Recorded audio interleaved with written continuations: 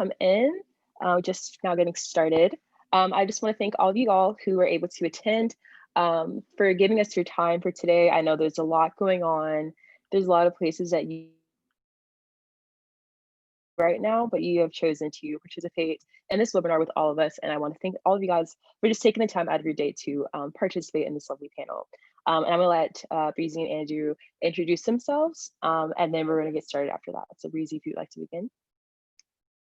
Sure, no problem. And if my connection is messing up, first and foremost, I'm on UMW connections, so blame the university. But just let me know and I'll find a way to switch it over. I am the Brianna Simone Reaves. I would try to find another humble way to say it, but I don't know another way. So I am Brianna Simone Reaves, also known as Breezy, 2 E's, 1 Z, 1 Y.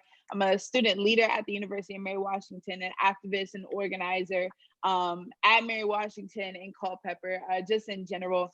I'm involved with the NAACP Youth and College Division at numerous levels. So for the Virginia State Conference Youth and College Division, I'm the vice president. For the local chapter, I'm a part of the NAACP Fredericksburg branch. And for the University of Mary Washington, I am one of the co-founders of the NAACP College Chapter at UMW and the current president. Today, I will be representing myself, not NAACP UMW views, but I'm looking forward to this conversation. I don't know if I should add anything else. I'm a sociology major, a social justice minor, and I am class of 2022. So I think that's all. Alrighty, and Andrew, you can introduce yourself as well. It's great to be here. As I'll start off with, I'm president of College Republicans here at Mary Washington. I'm a sophomore, and I'm pursuing historic preservation and hope to become an urban planner. And I'm also part of student government as well, legislative chair there, and that's all I got. Alrighty.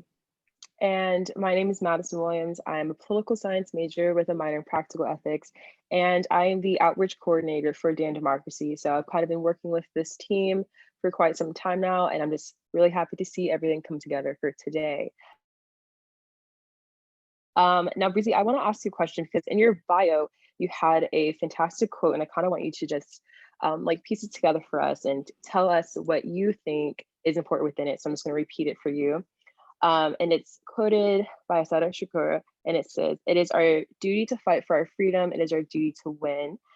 We must love each other and support each other, and we have nothing to lose but our chains." So can you kind of go through that for us and tell us why you chose that for your bio? Absolutely. So first and foremost, I love Asada.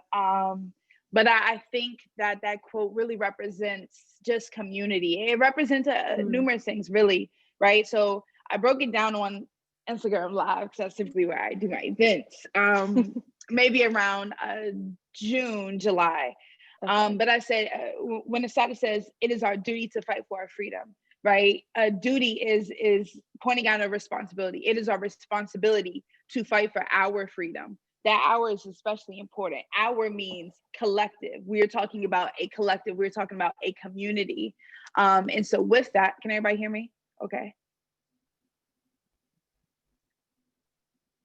Did I chop up? Can everybody hear me? Slightly, but I can still hear you. Slightly. Okay. Slightly. Okay. So duty, our means it's not me. So that speaks to, this isn't individualistic. This work isn't just about me. It is our duty to fight for our freedom.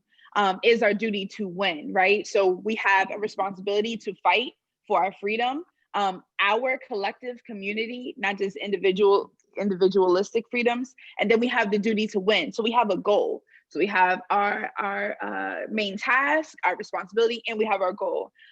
We must love each other and support each other.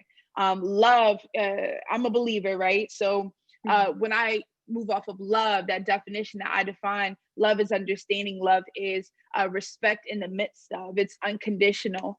And love is really all encompassing. So even with your faults and everything like that, I still love you, which means I have to show up for you, right? So she says it's our duty to love each other and support each other, which means even if I'm good, this speaks to being individualistic, even if I'm good, top of the world, it's still my duty to make sure I'm supporting person a part of my community. I'm supporting us. Due to love each other, support each other, we have nothing to lose but our chains. And I think that's one of the most important pieces. Everything is equally important, but that one's my favorite because we have nothing to lose but our chains. So when it comes down to liberation and things of that nature, sometimes many people are hesitant to join or to say they want liberation or true freedom, because what that means, oh, well, I might not have a job, or, oh, well, I might lose this. And Asada says simply, you have nothing to lose but your chains. We have nothing to lose but our chains, our life, whatever, our chains, the things that are keeping us down, that are keeping us oppressed. And so with that, that's why it's my favorite quote. I think it speaks to the importance of community. You have a responsibility to show up for your community. You have a goal to win freedom for your community, that you have to love each other and support each other, which means holding folks accountable, which means pulling folks to the side and saying, hey, this isn't how we do this. This is hurting other people, things of that nature. And lastly, we have nothing to lose but our change, which means liberation is the end goal. And by any means necessary, we will achieve liberation. And so that means that even if I'm free from whatever, if my brother or my sister or whoever is still chained, then I'm chained. I take on their chains and I carry it with me until all of us get free. So yeah, I hope that kind of cleared up the quote. No, that's beautiful. I love that. Now, Andrew, I do have a question for you. It's what inspired you to engage in politics? I know we are all very passionate about it, but what specifically wanted you to, go more in depth into this? So I've been involved since a younger age, really, in politics. And for me, it's more, I guess the difference is I see it as when you fight for individual rights, it is strong for like each other to like, it leads to accountability, in that you make sure everyone has the right to explore these freedoms that we are given, as in like, you have a right to pursue happiness. You have a right to pursue like all these lifelong things. When you have like this individualism, it kind of like can have a strong like withstanding like to gain that freedom. So for me, it's been that kind of same thing for a long time, and more I guess my way I grew up, really. I mean, my type of family as political, and I just seem to enjoy it a lot. That's about it. Great, thank you. So we're going to move on to our first topic. It is one of three, and it is surrounding the issue of Black Lives Matter. So a quick answer from each panelist is just if you believe in Black Lives Matter, just a simple yes or no before we continue on. Yes. Mm-hmm. All right. I mean, yeah. Alrighty. So we're gonna go back to the first question, and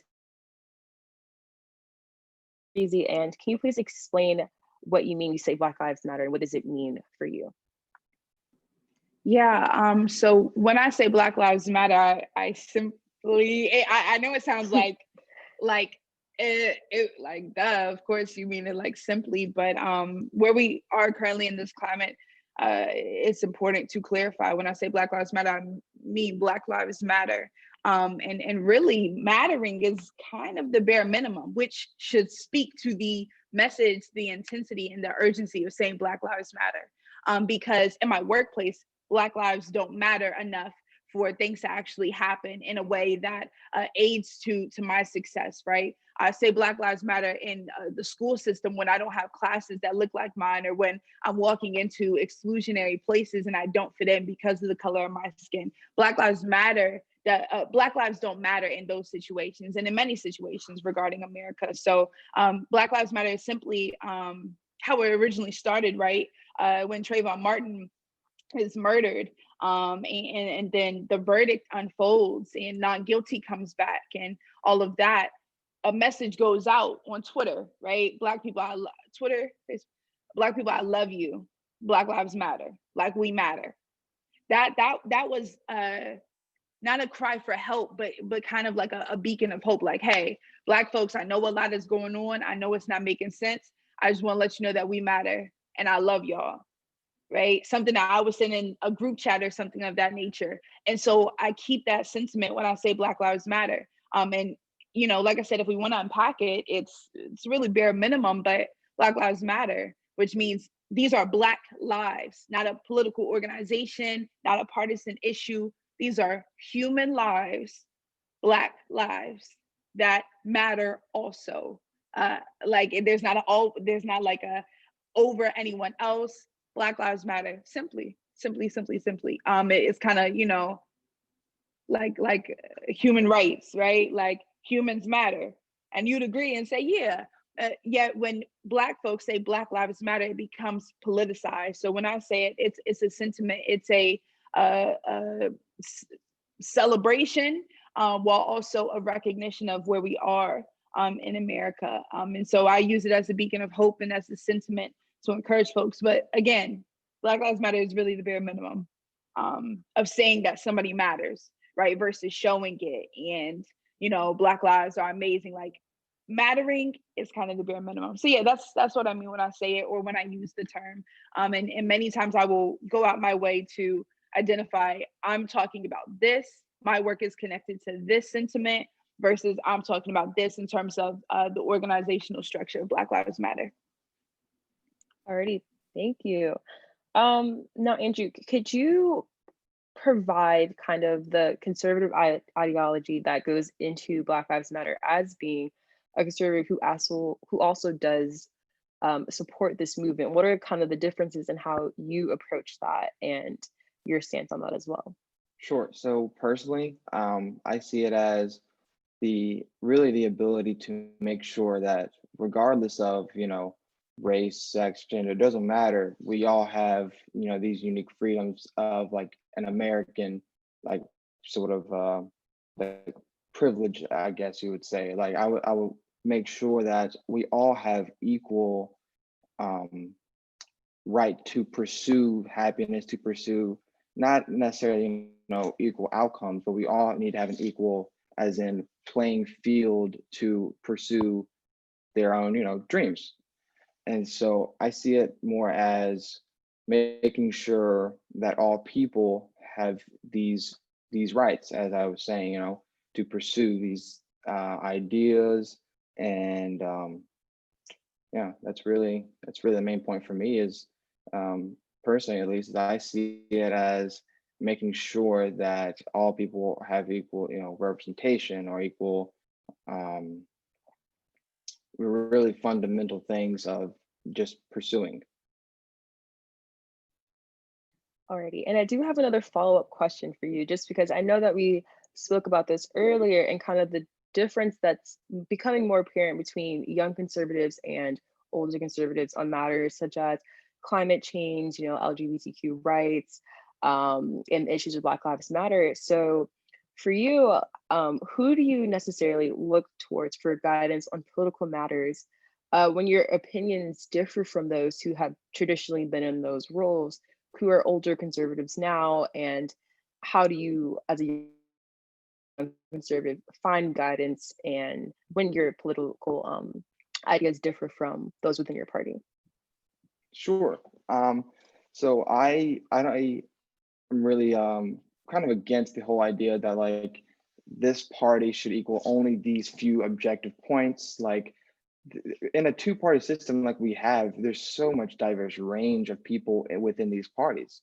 I can speak for myself, there's been college Republicans, we disagree on everything. I mean, we have debates every weekend on certain topics like drugs, education, and all of these things. So for us younger conservatives, it seems to me that we do a lot more, and I'm beating a dead horse at this point. I say it so many times, but we personally, you look at objectively individual things, as in like I'll read something and I'll think for myself instead of looking to see what others think of this issue, because I know that lots of these older conservatives might not have the exact same ideas as me. So I interpret it differently than they would have. But by and large, I do look at a lot of older readings and things like that to kind of shape how I've been, at least like philosophies and whatnot.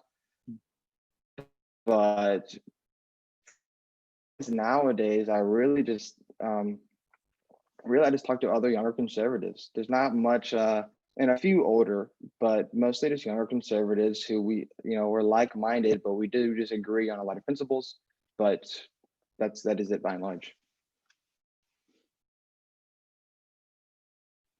Thank you. So unless there's anything that you both want to add to this topic, we're going to continue on to the topic of police brutality.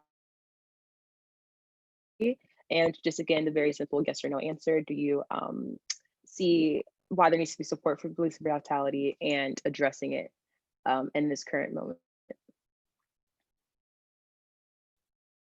Could you ask that one more time? Sorry.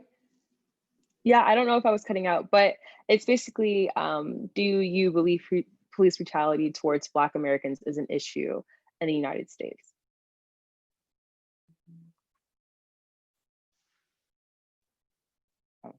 Yeah, police brutality is definitely an issue, 100%.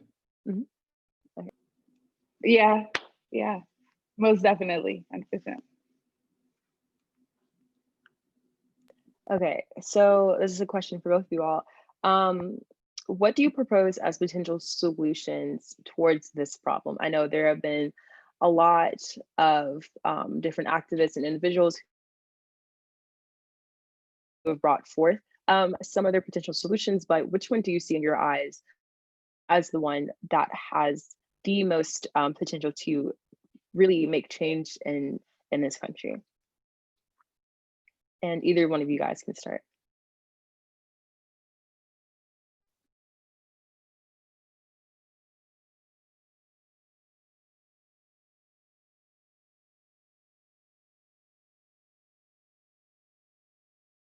I was gonna let you go first. No, you're fine. I did a thing where I was like, that's a really good question. So good. I'm gonna need to think on that a little bit more. So you're fine. Okay, well, I guess to address the potential solutions, I think by and large, it is the system of policing needs work, obviously. Like me personally, and this is again how I'm gonna make a difference that I'm not representing just college Republicans as a club, because as I said, we differentiate on so many things. Like for one, drug laws. I am for the decriminalizing of marijuana, recreational use even, and decriminalizing some others, right? So, and I'm for more rehabilitation for drug users instead of punishment forces. And being like that, I think it is, it's really important that we address those issues, because I think that can solve the issue of police brutality. Not completely, obviously, but a very large portion of it, because a lot of these instances of brutality end up coming from unnecessary, really victimless crimes like drugs. So that's my sense on that, at least. But to even further police brutality, I would say that personally, I'm not for defunding, which is obvious, but I guess how I see it is kind of like, there's no other system where if they're doing bad, we give them less money. I agree that there should be different ways to handle the money, as in I am completely for hiring another a mental health expert to go along with police officers who go to these sort of instances like of mental health crises. And I believe that police should have regular checkups more than they do now, and physical and mental fitness. Like I believe, and for me, that means that there's going to need more funding even. So it's just the difference of more funding for better training and for better accountability. Like police unions, they'll sometimes just take one police officer and throw them to another town or city. It's like, no, that shouldn't be a thing. That if you commit a crime as a police officer, you should no longer be a police officer. I mean, we should, like, kind of almost look at it as the Army. The Army has completely very, very strict codes of conduct, when being a police officer is just as dangerous, if not more, than in the Army at some moments. And so it's there needs to be higher, physical training, and really, I believe, martial arts, because then they have the ability to control physical confrontations. I think that is all I have on that, on the solution for that. Alrighty, Reezy. Yeah, so I guess this is, this is where me and Andrew, kind of split, right? I am in support of defunding and then leading to abolition, right? So, and I can explain the intricacies of that a little bit more, because I understand the words can be a bit intimidating. I will say that over the past 2 years, I've sat down with Culpeper County Sheriff, and town manager, and town police of Culpeper, especially around May, late May, early June, when protests were breaking out. A few of us sat down and had a conversation, right? And in that conversation, a lot of stuff was brought up, specifically what Andrew referred to in terms of, if a police officer gets fired, he can, in many places, he can go and get hired somewhere else and be a police officer. And so that, that there are things being passed and in the motion to eliminate that, right? And to hold folks accountable and say, no, if you're a bad apple, once you're out, you're out. So we've talked about that, and I think that's important. And when I say we, I'm referring to the sheriff of Culpeper County, town police, and town leaders. We've talked about that. We haven't talked about mental health, but I think it's so important for psych evals to occur, for therapy to occur, and be mandatory. The same way bias training or anything like that, they need to be checked out, because despite, however, it's a lot going on, right, within that force, within the force, right, and with the job. And so if I'm about to kind of go in a different direction, but if the idea is to police one's community, then you have to make sure that you are showing up best for one's community as your best self. And so, like, when I think about this in regards to the movement, right, I tell people self-care is important. See a therapist, sit down, take a back seat sometimes, right? Don't overwork yourself, don't overbook yourself, don't put certain things in place so that you are taking care of yourself. Because if you're trying to show up for the movement and you're like half filled or half there, you can't really perform to the best of your capacity. You're performing out of lack, ultimately, and that's going to hurt the people you're trying to lead and the people you're trying to help more than it's going to help them. Especially if your job is to be an activist, or organizer, community person, or figure. So I don't think the same can go to police officers, right? If the idea is community policing, then in essence, the communities that you are policing, you want to make sure you are your best self for, that you have a right set of mind, that you're not biased, and that cannot be determined by that individual, nor can it, I believe, be determined by the force. It has to be determined by someone who's not affiliated with the police force in any way, shape, or form to come in and to perform those duties. I said it was for abolition because very simply I am.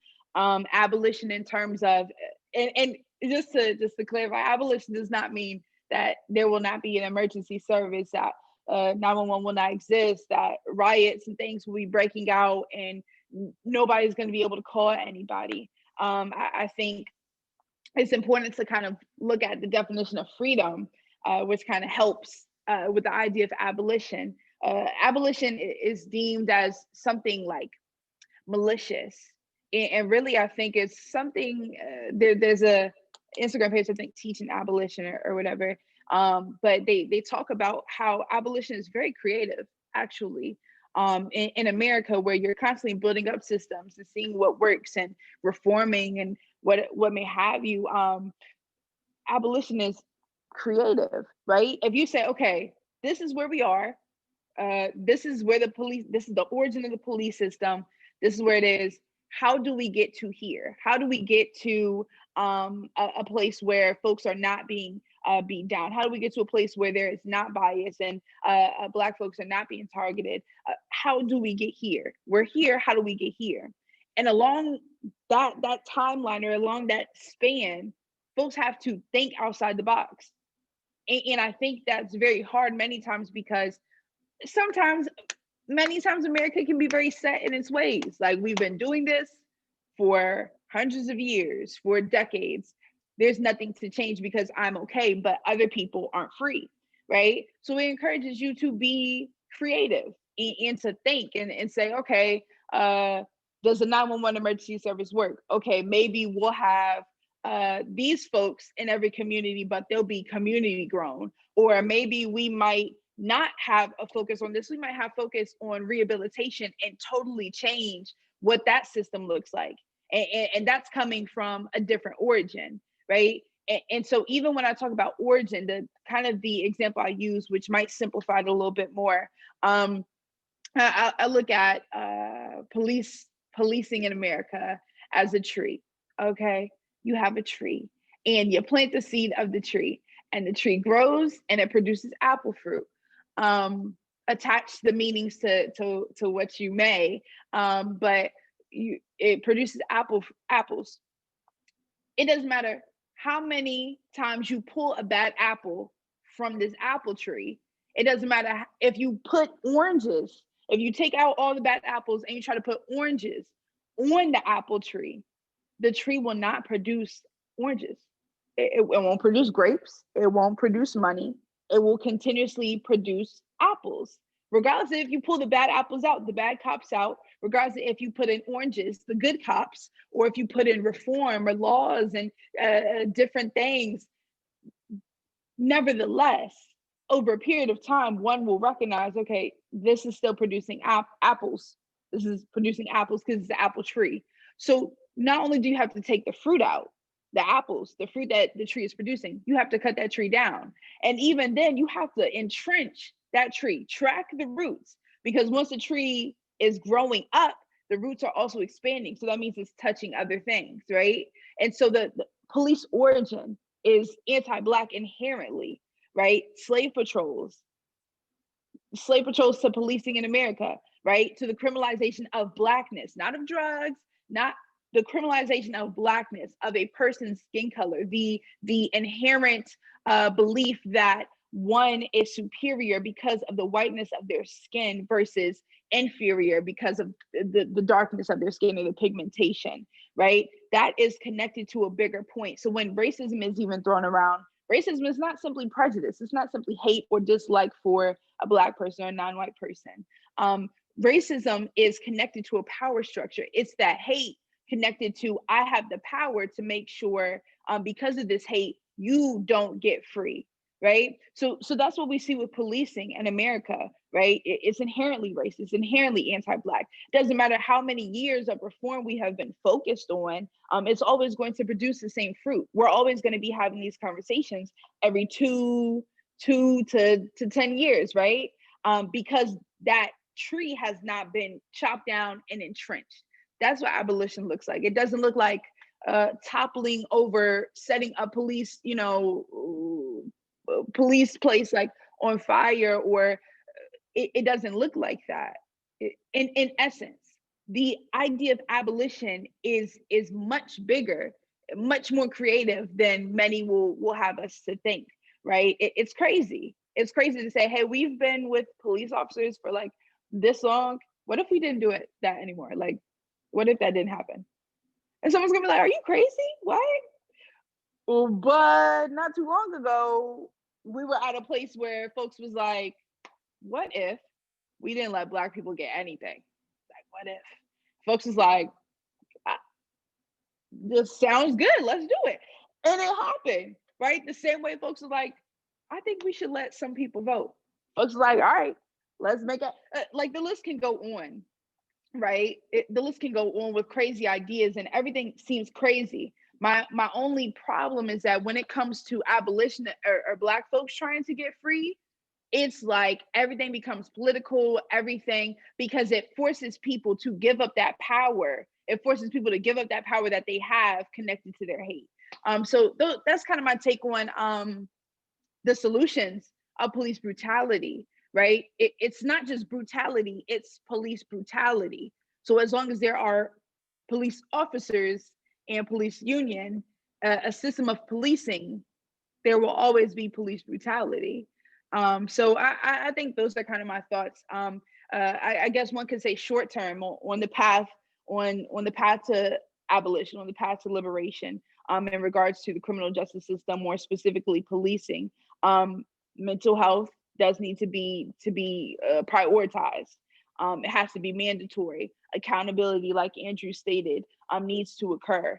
And for many places, I think if you have a precinct, things of that nature, if the community does not want police in their community, police should not be in their community, because you are betraying folks' trust, understanding, and comfortability. And so you're already heightening the tension within that community. So you're always going to be fighting. And then your power with your badge and your gun is more than their power as a human being, but they're upset, or they have numerous feelings and things of that nature. And so it's always going to be police brutality because they don't want you here in the first place.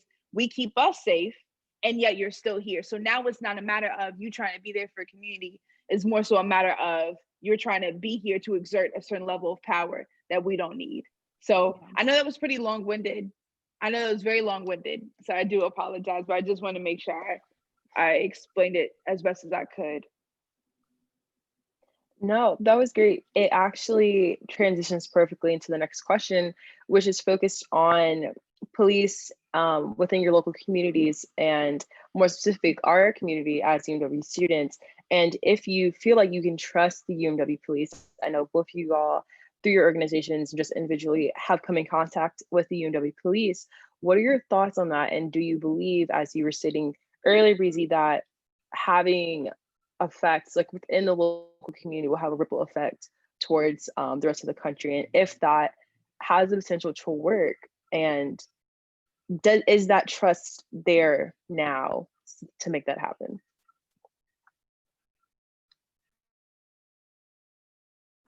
I feel like I talked a lot, Andrew. So if you want to go, you are more than welcome to.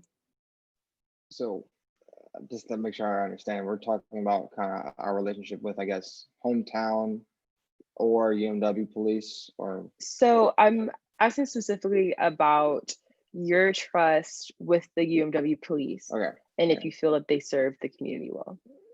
I personally, I would say yes, after looking at a lot of these, like the stats and stuff and whatnot, and also the fact that they actually have to do even more and different things than regular police officers are gonna have to do, like Safe Sammy and deal with, college students all the time and provide our safety. I think UMW police does a great job of that, personally. But that's really all I have on that.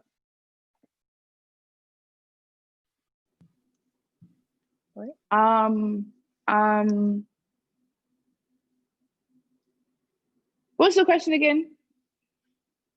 You're fine. The question is just, do you feel that you can trust the UMW police? Right. I think that the question is kind of, I love clarifying and asking questions back to the person who asked the questions. So I think it's important to first define trust. Do I trust this person with their badge on or with their badge off? Do I trust this person, the UMW police collectively or individually? So I think that's kind of the question I would throw back, right? How would one define trust? Personally, and I don't know if this is because, like I said, I'm a believer. I believe I'm favored by God, and so I'm straight regardless. I don't. That might just be me and my cockiness. Who knows? I walk on this campus, and prior to this year, as kind of I see, escorts, things of nature, and specifically, Black police officers, we build rapport and things of that nature. We laugh, we joke. I think that I have to go back to the quote always, right?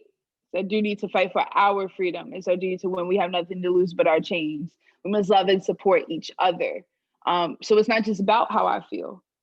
I think since my freshman year, I've sat down with Black organizers at UMW, Black leaders, and we've had numerous conversations with UMW police officers. It doesn't mean that they're out here beating us on campus walk, or that things that nature. However, there is I just believe a lack of trust for you to show up for Black students in a way that you would show up for non-Black students, or in a way that you would show up for white students. So with that discrepancy, no, there's not much trust, especially in terms of where we are now with the NAACP UMW police report, and just the current state of the country. I don't believe that that the trust has deteriorated, because I haven't had interactions with them since then. And so I'm sure, with Chief Hall commenting on the police report, I'm sure they are familiar with the police report. So, that's another part. Let me make sure I am doing everything I need to do, that I'm not locking my keys in my car, that I get home before dark so I don't need to escort. I'm trying to go out of my way to find ways to avoid confrontation with these police officers, not because they've done anything harmful to me before, but one, I never know, and I don't trust you enough to take that risk. Rather, I can build rapport with a few of them, but also I don't know if our relationships as student and police officer have changed since we put out the report, because I don't think many people have read the report.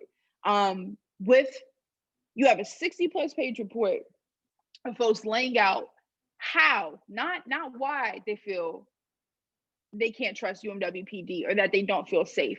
They're laying out how and what you can do to fix it. And still the response is, well, you should have had a conversation with us, or well, that's not true, or we handled that. If somebody is telling you, hello, I'm burning, can you put out the fire? And you're like, well, I gave you water like 30 minutes ago, or we handled that. I moved all the stuff around you so that doesn't get caught on fire. I'm still burning. I still don't feel safe. You've spoken to a newspaper. You've made these committees. You've upped your community policing. I still don't feel safe. We've had numerous conversations over the past 3 years I've been here, from Patriot Front to Star Parker, to Patriot Front numerous times, right? All these investigations that get opened and nothing ever comes back from them, that keeps UNW students safe. And Black, Indigenous, Latinx, Hispanic, LGBTQ plus folks have consistently been speaking out over the past 2 years, sitting down with UMW PD and saying, hey, we don't feel safe. And as the report shows, the response from UMW PD and from UMW administration has not been conducive to produce a safe and inclusive environment for BIPOC students, specifically Black students. And so there's not much trust that I have that they will choose my well-being over the structure of policing, right? So I think that's kind of where I stand in that regard, because it's not just about how I feel individually. Doesn't matter if I've had a good experience with a certain officer. If 50 of the people I work with, 50 of my friends have said that they haven't, if one said that they haven't, that doesn't change my perspective totally, but it does decrease my level of trust, especially when I see how it unfolds. So when we look at statistics and we look at the police report that NAACP UMW put out, you can see we have testimonies that wasn't included in the official report, right? We have testimonies of experiences that students have had, and that they have communicated it with UMW PD. And in many ways, the sit-down conversations do not produce any fruit for us to be free, or produce any fruit for us to really feel safe or included. And so when the demands aren't met, the demands that go beyond policing, right? 10 demands for administration, about 6 demands for UMWPD, about 4 demands for UMW alumni. When none of those demands get met, you're only further proving that there isn't any room for me to really trust you, because not only did I tell you that I was burning, and not only did I show you that I was burning, I also gave you the tips, the instructions, the manual for how to put out the fire, and you didn't. So now trust is plummeting. So that's kind of where I stand on that. Again, long-winded, but I want to be sure that I'm covering it as best as I can, because I know that this has been a controversial topic within the UMW sphere, especially when it comes to defunding and abolition. And I don't think anybody has read the report to really speak on it in full detail. So just wanted to clarify it in that regard. Yeah, of course. I am keeping a close eye on the time. We have two questions so far for the Q&A. I'm trying to see if, would you guys be willing to answer one more before transitioning to the Q&A, or do you want to go straight into the Q&A? I don't mind. Yeah. Okay, so the last and final question in that case will be taking everything into consideration, everything that we discussed about today, and basically asking, what can we do at UMW to continue to encourage civil discourse and engagement as it relates to these issues? Both of you guys have done great work, and we have started to see the UMW community respond to that work. But going forward, what else do you think, especially after this election, what else do you think can be done to continue this momentum that we have been seeing over the couple of months? So for me, I would say that instead of having these,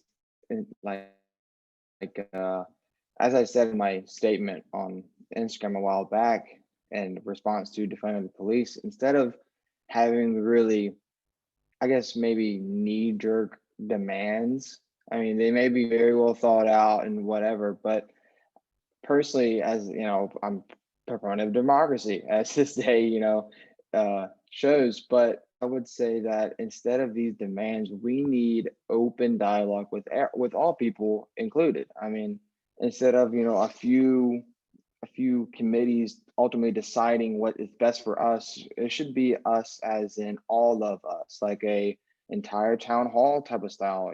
Like just displaying open dialogue for whoever wants to come to show if the UMW police or show any aspect of the university is flawed or not.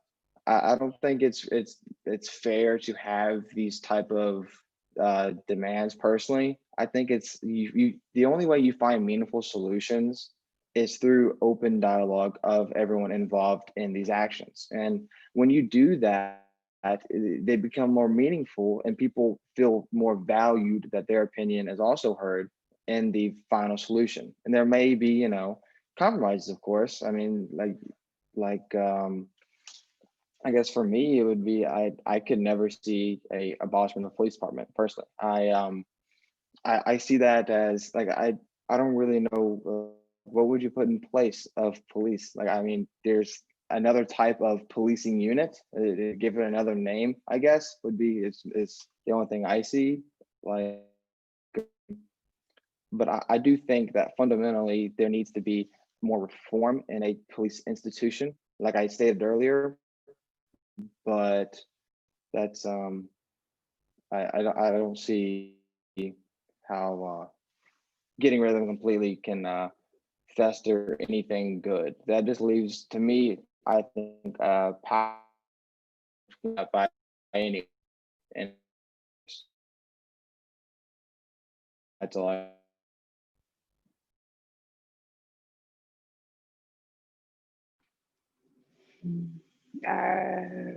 This is in regards to community, right? Madison, just being sure. Yes. Okay.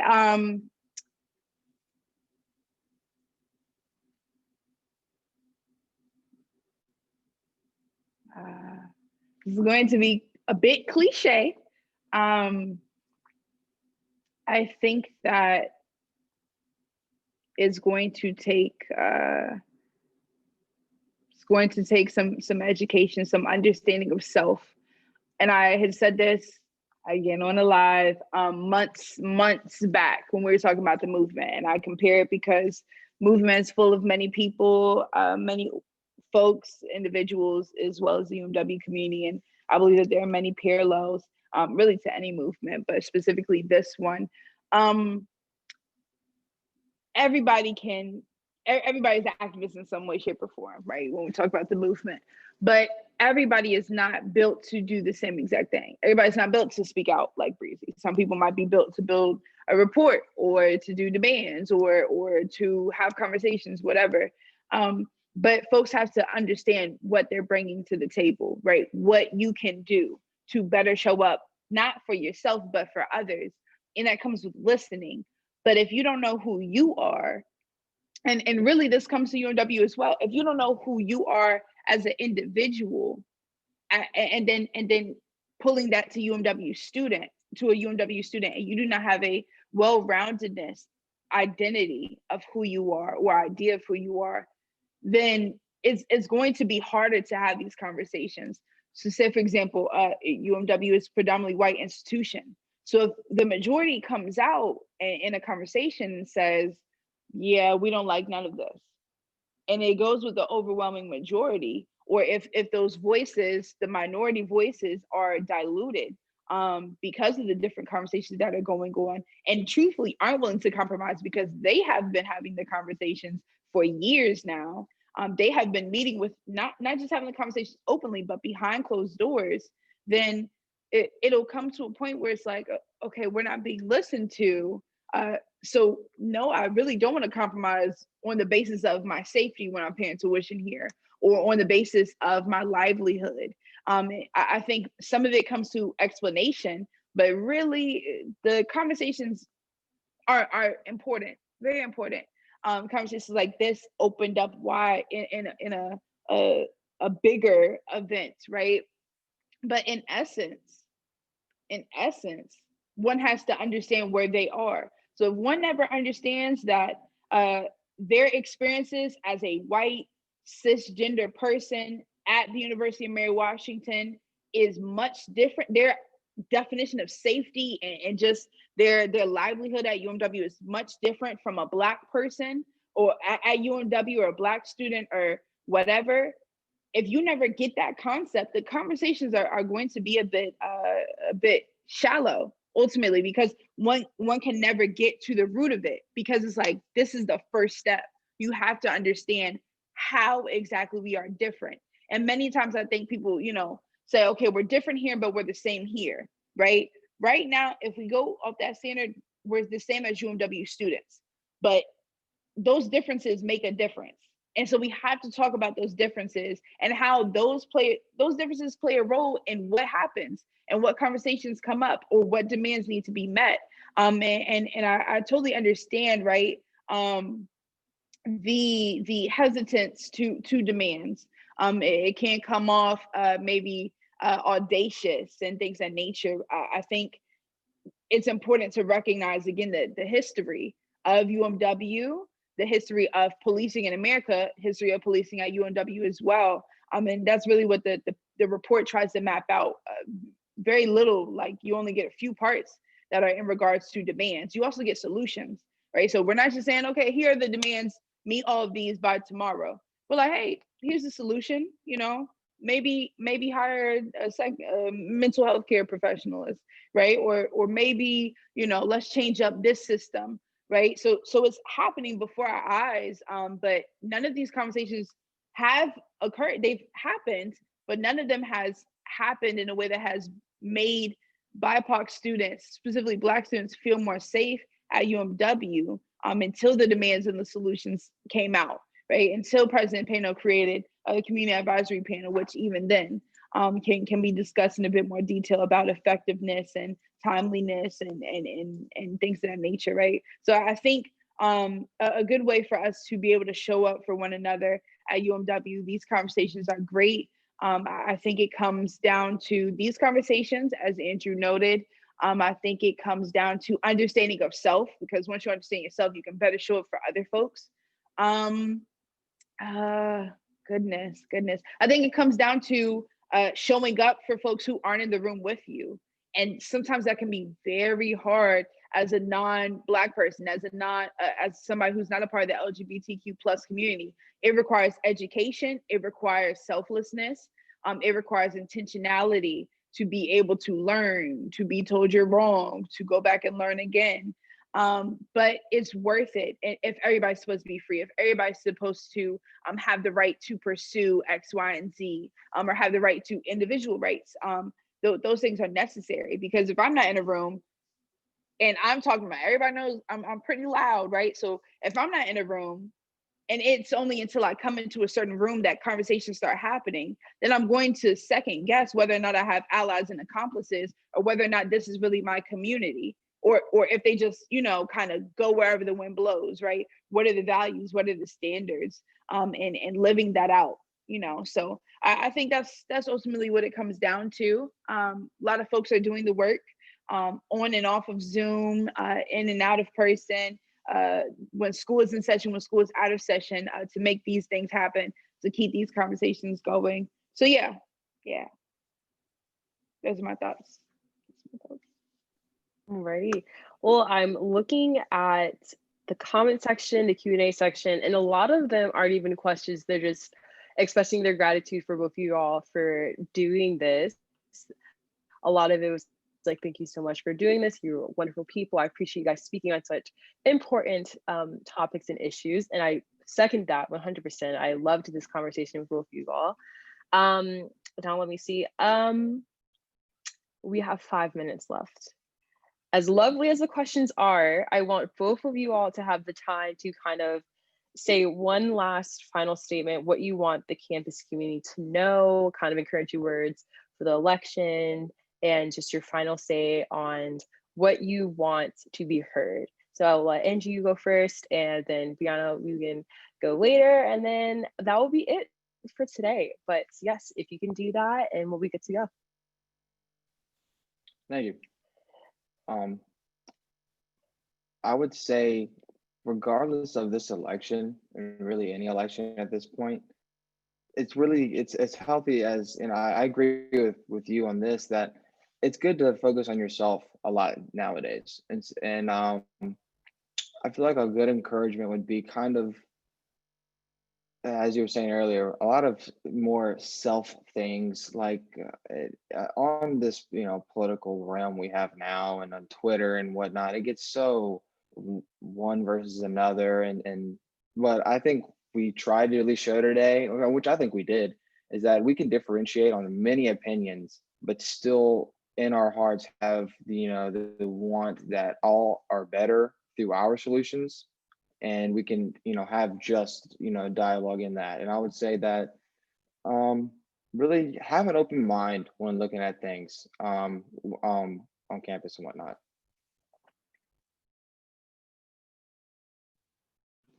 Yeah.